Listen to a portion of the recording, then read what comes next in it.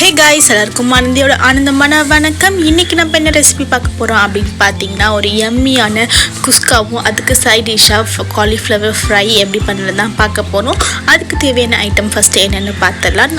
பெரிய வெங்காயம் 3 ஸ்லைஸ் பண்ணி வச்சுக்கோங்க. 2 தக்காளி, ஒரு 4-5 பச்சை மிளகா காரத்துக்கு தகுந்தபடி எடுத்துக்கோங்க.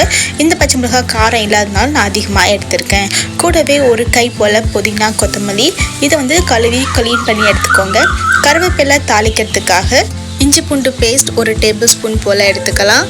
உப்பு தேவையான அளவு, கரம் மசாலா 1 டீஸ்பூன், தனி மிளகாய்த்தூள் 2 டீஸ்பூன், மஞ்சத்தூள் 1/2 டீஸ்பூன் எடுத்திருக்கேன்.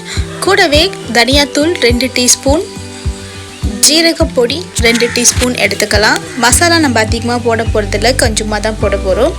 இது கூடவே நான் எல்லா ஸ்பைசஸும் எடுத்திருக்கேன். என்னென்ன எடுத்திருக்கேன் அப்படின்னு பார்த்தீங்கன்னா, பட்டை, ஸ்டார் பூ, ஜீரகம், கிராம்பு, அப்புறம் கல்பாசி, ஒரே ஒரு பிரிஞ்சி இலை. இந்த ஸ்பைசஸ்லாம் நான் இன்றைக்கி எடுத்திருக்கேன். இது கூடவே நெய் நம்ம தாளிக்கிறதுக்காக நான் ஒரு 2 கப் போல் அரிசியை 20 மினிட்ஸ்க்கு முன்னாடியே ஊற வச்சு எடுத்திருக்கேன். நான் இன்றைக்கி எடுத்துருக்கிறது பாஸ்மதி ரைஸ் எடுத்திருக்கேன். அவ்வளவுதான் நம்ம குஸ்காக்கு செய்ய தேவையான பொருள். வாங்க எப்படி செய்யலான்னு பார்க்கலாம். நம்ம இன்றைக்கி குக்கரில் தான் செய்ய போகிறோம். ஸோ 2 டேபிள் ஸ்பூன் போல் நெய், 2 டேபிள் ஸ்பூன் போல் எண்ணெய் ஊற்றியாச்சு. அதில் நம்ம வச்சுருக்க ஸ்பைசஸ், கருவேப்பிலை எல்லாமே போட்டு, கருவேப்பிலை எல்லாமே நல்லா பொரிஞ்சதுக்கு அப்புறமேட்டு நம்ம கட் பண்ணி வச்சுருக்கிற வெங்காயமும் பச்சை மிளகாவும் சேர்த்துக்கலாம். இது ரெண்டுத்தையும் சேர்த்துட்டு நம்ம நல்லா வதக்க போகிறோம். லைட் பிங்க் கலர் மாறுற அளவுக்கு நம்ம நல்லா வதத்துக்கலாம். இப்போது நம்ம ஜிஞ்சர் கார்லிக் பேஸ்ட் சேர்த்துக்கலாம். இது சேர்த்ததுக்கு அப்புறமேட்டு பச்சை வாசனை போகிற அளவுக்கு நம்ம இதை நல்லா வதக்க போகிறோம். ஜிஞ்சர் கார்லிக்கோட பச்சை வாசனை போனதுக்கு அப்புறமேட்டு நம்ம கட் பண்ணி வச்சுருக்க தக்காளி சேர்த்துக்கலாம். தக்காளி நல்லா வதங்கணும். ஃபஸ்ட்டு அதை நம்ம நல்லா கிளறி விட்டுட்டு இதுக்கு தேவையான அளவு உப்பு போட்டுக்கலாம். உப்பு போட்டுட்டு நம்ம நல்லா கிளறி விட்டுடலாம். இதுக்கப்புறம் இது நல்லா வேகணும். ஒரு 5 to 10 மினிட்ஸ் மீடியம் ஹீட்டில் வச்சு நல்லா மேஷ் பண்ணி வேக வைங்க. இப்போ பாருங்க, நல்லா மேஷ் ஆகி நல்லா வெந்து வந்திருக்கு. இந்த ஸ்டேஜில் நம்ம வச்சுருக்க ஸ்பைசஸ் எல்லாம் சேர்த்துக்கலாம். ரெட் சில்லி, தனியா, ஜீரகம், அப்புறமேட்டு மஞ்சத்தூள், இது எல்லாமே போட்டுட்டு இதோட பச்சை வாசனை போகிற அளவுக்கு ஒரு 2 மினிட்ஸ்க்கு நம்ம நல்லா மீடியம் ஹீட்டில் வச்சு வதத்து எடுத்துக்கலாம். இதுக்கப்புறம் இது கூட 2 டேபிள் ஸ்பூன் போல் தயிர் ஊற்றிக்கலாம். தயிர் ஊற்றிட்டு நல்லா மிக்ஸ் பண்ணிக்கோங்க. இந்த ஸ்டேஜில் நம்ம எடுத்து வச்சுருக்கிற புதினா கொத்தமல்லி சேர்த்துக்கலாம். எல்லாம் ஒன்றா வர அளவுக்கு நல்லா மிக்ஸ் பண்ணிக்கலாம். எல்லாம் நல்லா குக் ஆகிற அளவுக்கு நம்ம நல்லா வதக்கி எடுத்துக்கலாம். இப்போது எல்லாமே நல்லா மிக்ஸ் ஆகி நல்லா கிரேவியாக வந்துடுச்சு. இந்த ஸ்டேஜில் நம்ம எடுத்து வச்சுருக்கிற அரிசி போட்டுக்கலாம். நான் இன்றைக்கி பாஸ்மதி ரைஸ் யூஸ் பண்ணுறேன். ஆல்ரெடி 20 நிமிஷம் ஊற வச்சு எடுத்திருக்கேன். ஸோ அதனால் ரொம்ப கிண்டாமல் லைட்டாக எல்லாமே ஒன்றா சேர்ந்த அளவுக்கு கிளறி விட்டாலே போதும். இது கிளறினதுக்கு அப்புறமேட்டு தண்ணி ஊற்ற போகிறோம். 4 கிளாஸ் தண்ணினா இந்த கிளாஸால் 2 கிளாஸ் அரிசி எடுத்திருக்கேன். அதே கிளாஸால் 4 கிளாஸ் தண்ணி விட்டுட்டு இந்த ஸ்டேஜில் உப்பு காரம் எல்லாமே பார்த்துக்கோங்க. எது பத்தலைனாலும் நீங்கள் ஆட் பண்ணிக்கலாம். ஸோ இதை மூடி வச்சுட்டு 2 விசிலுக்கு நம்ம சவுண்ட் வச்சு எடுத்துக்கலாம்.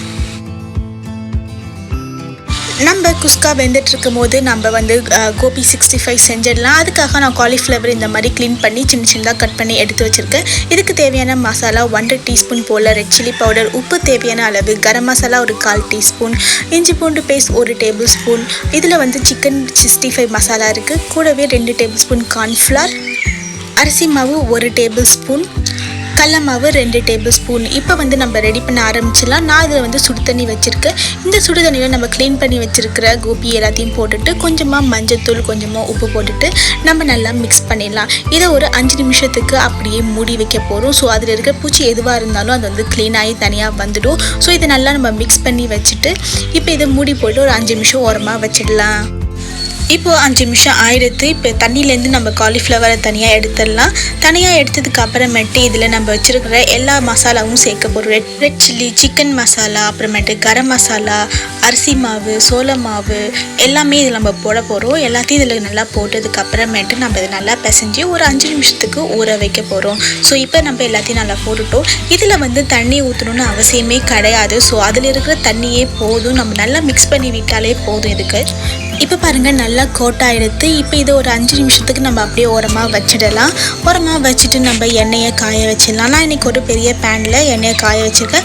5 நிமிஷம் கழித்து நம்ம ஒன்று ஒன்றா போட்டு பொரிச்சிக்கலாம். இந்த மாதிரி நம்ம காலிஃப்ளவர் எந்த ஒரு எண்ணெயில் போட்டு பொரிக்கிற ஐட்டமாக இருந்தாலும் நம்மளோட பேன் வந்து அகலமாக இருந்ததுன்னா ரொம்ப நல்லாவே இருக்கும். தனித்தனியாக பொரியறதுக்கு வசதியாக இருக்கும்.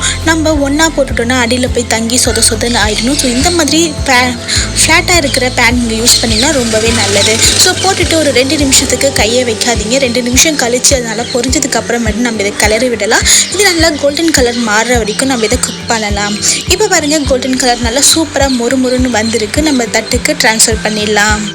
அவ்வளோதான், நம்மளோட கோபி 65 ரொம்பவே சூப்பராக சிம்பிளாக ரெடி ஆகிடுது. இதே மாதிரி மீதி இருக்கிற எல்லாத்தையும் நம்ம பொரித்து எடுத்துடலாம். கோபி 65 ரெடி ஆகிற டைமில் நம்மளோட குக்கர் வந்து 2 விசில் வந்துடுச்சு.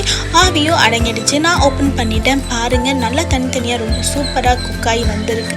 நம்ம வீட்டுக்கு திடீர்னு கெஸ்ட்டு வந்துட்டாங்க, நம்மளுக்கு என்ன செய்யறதுன்னு தெரியலன்னு நினச்சிங்கன்னா டக்குன்னு 5 நிமிஷத்தில் நம்ம இந்த டிஷ்ஷை செஞ்சு கொடுத்துடலாம். ஐ ஹோப் உங்களுக்கு இந்த வீடியோ பிடிச்சிருக்குன்னு நான் நம்புகிறேன். அப்படி உங்களுக்கு இந்த வீடியோ பிடிச்சிருந்து அது எனக்கு தெரியணும்னு நீங்கள் நினச்சிங்கன்னா மறக்காமல் லைக் பண்ணுங்கள்.